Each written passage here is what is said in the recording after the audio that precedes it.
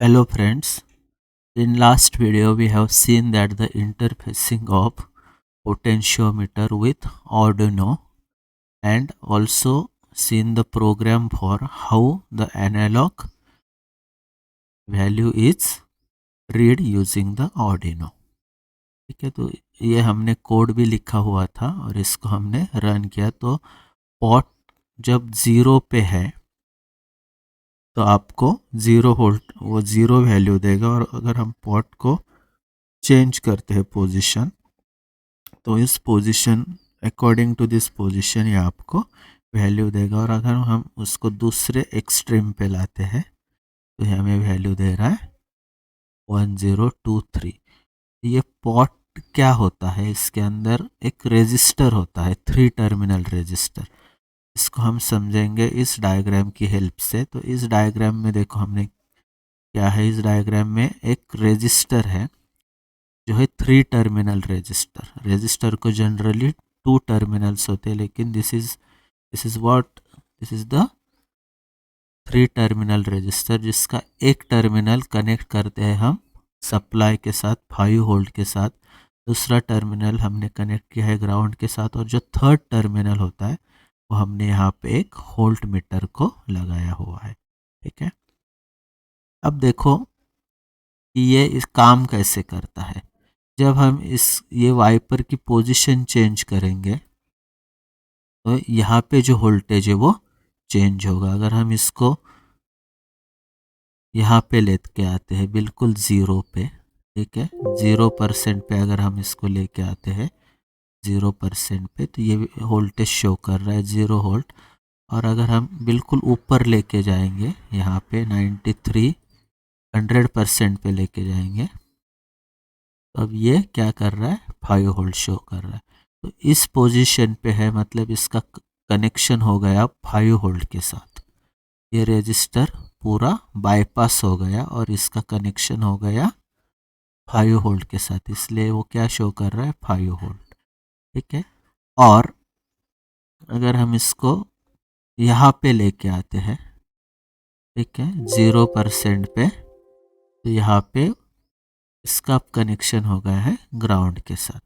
और अगर ये इन बिटवीन रहेगा, सपोज यहाँ पे 40% पे रहेगा, तो ये शो कर रहा है 2 वोल्ट। ठीक है, 40% of 5 volt is 2 volt like this. तो ये हम जो यहाँ पे पॉट रोटेट कर रहे हैं, ये जो हम रोटेट कर रहे हैं पॉट को, ठीक है, इसका मतलब है कि हम इस वाइपर की पोजीशन चेंज कर रहे हैं।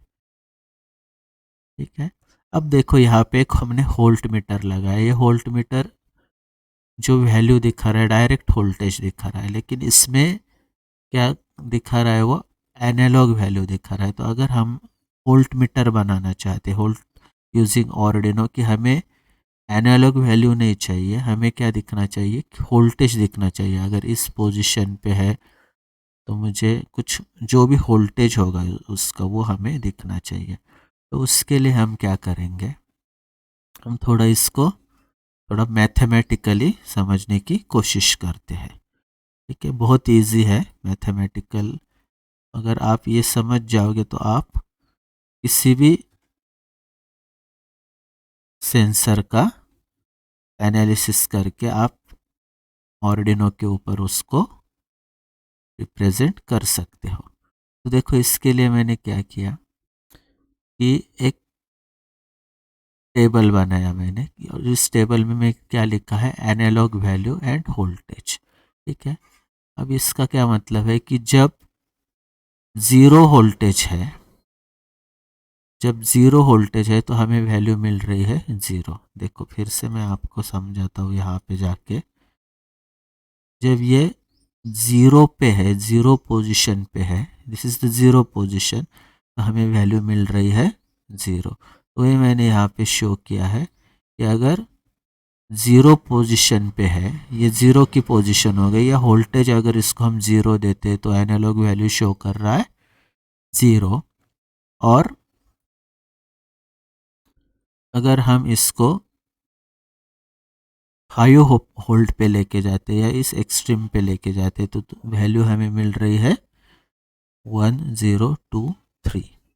ठीक है, जब 5 पे है और 0 पे है। ठीक है, तो मैंने ये जो टेबल बना है इसमें सिंपली हमने क्या शो किया है कि ये जब 0 पे होगा तो 0 और जब 5 पे होगा तो हमें ये वैल्यू मिल रही है। ठीक है, अब हमें दो पॉइंट मिल गए हैं, हम इसका ग्राफ ड्रॉ करेंगे। एक्स एक्सिस पे हम लेंगे एनालॉग वैल्यू को, एक्स एक्सिस पे हम लेंगे एनालॉग वैल्यू और वाई एक्सिस पे हम लेंगे वोल्टेज। ठीक है, हमें एनालॉग वैल्यू तो मालूम है लेकिन हमें वोल्टेज दिखना चाहिए। हमारे सीरियल टर्मिनल पे हमें अब क्या दिख रहा है, यहाँ पे अब हमें क्या दिख रहा है, एनालॉग वैल्यूज दिख रही है, हमें वोल्टेज दिखना चाहिए। ठीक है, उसके लिए हम क्या करेंगे, उसके लिए हमें क्या करना है, हमने एक ग्राफ बनाया है यहाँ पे एनालॉग वैल्यू एंड वोल्टेज। अब दो जो वैल्यूज मिली है तो मैंने दो पॉइंट यहाँ पे ग्राफ ड्रॉ करने के लिए, एक लाइन ड्रॉ करने के लिए हमें मिनिमम दो पॉइंट चाहिए, तो हमें दो पॉइंट मिल रहे हैं। ये क्या हो गया 0 0 और ये क्या हो गया 1 0 2 3 एंड 5 वोल्ट। ये टेबल आपके समझ में आ गया होगा कि जब 0 वोल्ट पे है तो 0 और जब 5 वोल्ट पे तो हमें मैक्सिमम वैल्यू ये मिलती है। ठीक है, और इन बिटवीन की वैल्यू हमें फाइंड आउट करनी है, उसके लिए हमें एक इक्वेशन चाहिए। तो P क्या है हमारा 0 0 मतलब ओरिजिन पे है, और Q पॉइंट जो है, Q पॉइंट एक्स एक्सिस पे एनालॉग वैल्यू है, मतलब एक्स एक्स ये पॉइंट जो है इसको एज्यूम करो कि ये 1023 का पॉइंट है और वाई एक्सिस पे ये 5 का पॉइंट है। तो हमें यहाँ पे Q पॉइंट जो मिला वो यहाँ पे मिल गया। तो उसके क्या कोऑर्डिनेट्स है 1023 एंड 5। ठीक है, एक्स कोऑर्डिनेट एनालॉग वैल्यू का और वाई कोऑर्डिनेट वोल्टेज का। अब ये लाइन मिलने के बाद हमें लाइन का इक्वेशन मालूम है, y is equal to M X plus C. ठीक है, अब ये c जो है इसको बोलते हैं y इंटरसेप्ट, लेकिन हमारी जो लाइन है वो ओरिजिन से पास हो रही है तो c की वैल्यू 0 हो गई। अब जो इक्वेशन है वो that is what y is equal to M X, where M is what slope of line, इस लाइन का स्लोप है। ठीक है, स्लोप मतलब ये जो जा रही है यहाँ से ऊपर की तरफ जा रही है तो इसको बोलते हैं स्लोप। ठीक है, आपको स्लोप मालूम होगा, स्लोप क्या होता है।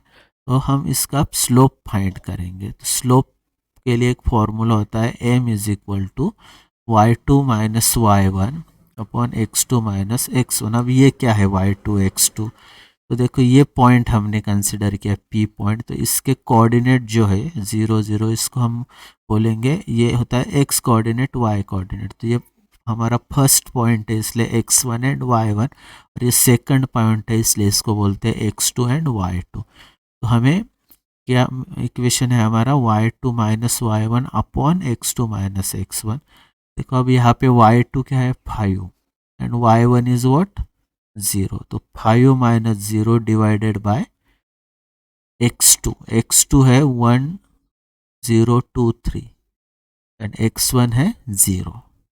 ठीक है, तो ये वैल्यूज़ अगर हम पुट करते हैं तो हमें यहाँ पे m की वैल्यू मिलेगी, m की वैल्यू है 5 डिवाइडेड बाय 1023। ठीक है, ये वैल्यू हमें मिल गई। अब ये जो इक्वेशन है y is equal to M X, इसमें हम m की वैल्यू पुट करेंगे तो हमें इक्वेशन मिलेगा y is equal to 5 divided by 1023 into X. लेकिन यहाँ पे देखो हमारा y एक्सिस पे है वोल्टेज। ठीक है, तो मैंने y instead of y I have written here voltage and x axis पे है हमारे एनालॉग वैल्यू, तो यहाँ पे हमने लिख दिया analog value instead of x I have written here analog value. तो ये इक्वेशन हमें मिल गया। अब देखो ये इक्वेशन मिल गया तो हम इजीली वोल्टेज फाइंड आउट कर सकते हैं। हमें एनालॉग वैल्यू मिल रही है ऑर्डिनो की तरफ से, तो वो एनालॉग वैल्यू अगर हम इस इक्वेशन में पुट करेंगे तो हमें क्या मिलेगा, यहाँ पे वोल्टेज मिल जाएगा। ठीक है, तो ये समझ में आएगा, दिस इक्वेशन इज इम्पोर्टेंट। तो इस इक्वेशन को अगर हम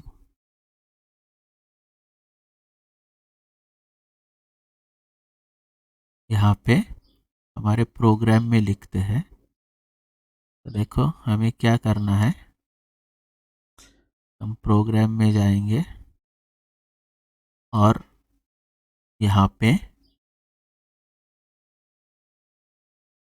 इस इक्वेशन को लिखेंगे हम। हमारा जो इक्वेशन है वो है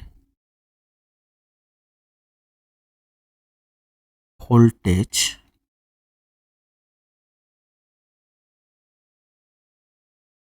इक्वल टू इन ब्रैकेट 5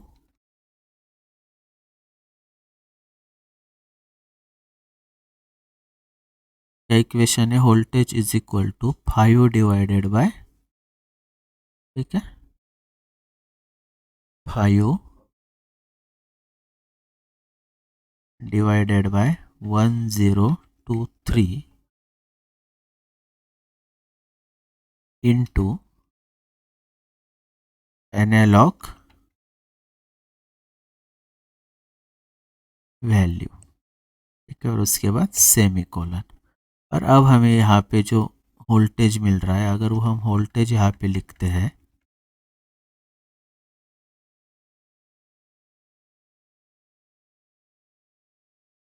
ठीक है, तो हमें अब यहाँ पे वोल्टेज दिखना चाहिए। इसको अगर हम फिर से रन करते, रिफ्रेश करते, रन करते, तो देखो हमें,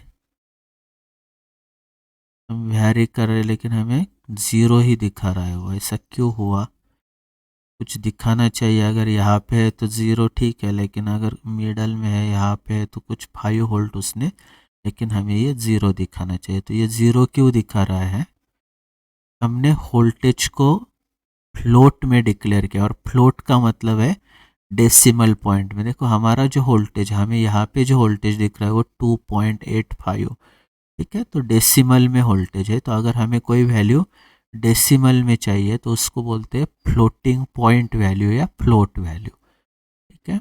डेसिमल वैल्यू को प्रोग्रामिंग में हम यहाँ पे लिखते हैं फ्लोट। तो हमारा ये वोल्टेज है, वोल्टेज इज इक्वल टू, हमने तो जो ये सही लिख दिया लेकिन फिर भी हमें नहीं मिल रहा है, क्योंकि ये जो वैल्यूज़ हमने लिखी है 5 एंड ये, इसको हमें फ्लोटिंग में लिखना है। मतलब हमें यहाँ पे लिखना होगा 5.0 और यहाँ पे लिखना होगा 1023.0, 0.0 हमें ऐड।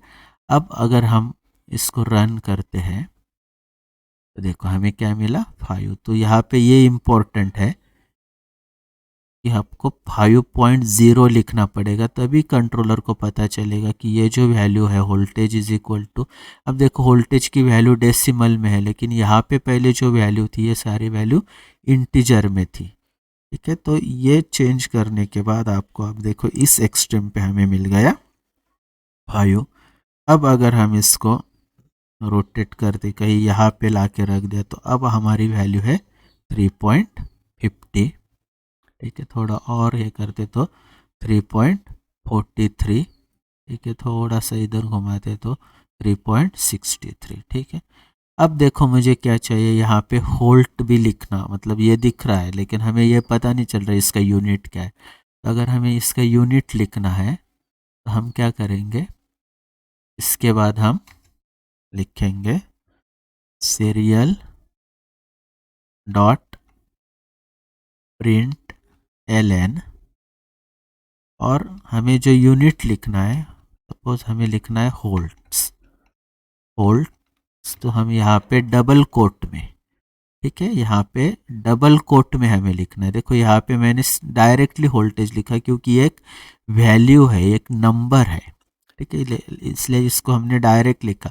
लेकिन होल्ड ये क्या है, हमारी स्ट्रिंग है, ये यहाँ पे लिखा आना चाहिए। यहाँ पे जो हम लिखते हैं वो सेम यहाँ पे भी प्रिंट होके आएगा। तो अगर हम इसको डबल कोट्स में नहीं लिखेंगे तो ये एरर शो करेगा। इसको डबल कोट्स में लिखने के बाद अगर हम इसको फिर से रन करते हैं तो हमें अब ये क्यों हो रहा है, हमें जो होल्ट है वो इसके सामने आना चाहिए, ठीक है।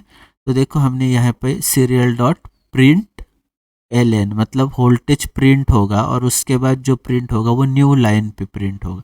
अगर हमें यहाँ पे न्यू लाइन नहीं चाहिए तो हम यहाँ पे सिर्फ लिखेंगे प्रिंट। ठीक है, अब अगर हम इसको रन करते हैं तो हमें देखो अभी यहाँ पे दिख रहा है, तो हमारा कितना वोल्टेज है 3.63 वोल्ट्स। ठीक है, अगर हम इसको और चेंज करते हैं तो हमें मिला ये, देखो 0 पे लेके जाते तो 0, यहाँ पे कुछ वैल्यू मिलेगी 0.74, यहाँ पे कुछ मिलेगी 1.09, 1.3, 1.98, 2.02। ठीक है, तो ये हमारा क्या हो गया, वोल्ट मीटर हो गया। ठीक है, अब नेक्स्ट वीडियो में हम क्या करेंगे, इस वैल्यू को हमें किसी डिस्प्ले पे शो करना है। अगर हम एलसीडी पे भी शो कर सकते हैं या 7 सेगमेंट डिस्प्ले पे भी, तो नेक्स्ट वीडियो में हम देखेंगे कि इसको कैसे एलसीडी पे शो करना है। ठीक है, तो आई होप आपको ये समझ में आ गया होगा। इसमें देखो इम्पोर्टेंट क्या है कि ये फॉर्मूला कहाँ से मिला, ये वैल्यू कहाँ से मिली, तो एक सिंपल मैथमेटिक्स हमने यहाँ पे अप्लाई किया। तो और बहुत सिंपल है, आपने स्कूल में पढ़ा है। ठीक है, 2 पॉइंट्स है और एक जस्ट लाइन खींच के आपको एक मैथमेटिक्स अप्लाई करके ये आपको ये रेडीमेड भी मिल जाएगा। अगर आप नेट पे सर्च करोगे तो आपको ये रेडीमेड फॉर्मूला मिल जाएगा। लेकिन ये कहाँ से आया, ये आपको अगर समझ लेते हो आप, तो आप फिर कोई भी आपके एप्लीकेशन के हिसाब से आप फॉर्मूला बना सकते हो। लाइन एक लाइन मिलेगी, लाइन का इक्वेशन बना के आप ये कर सकते हो। ठीक है, तो आज के लिए इतना काफ़ी है, हम यहाँ पे अब रुकते हैं। अगर आपको ये वीडियो पसंद आता है तो लाइक कीजिए, शेयर कीजिए, सब्सक्राइब भी कीजिए और आपके दोस्तों के साथ शेयर भी कीजिए। ठीक है, thank you, have a nice time.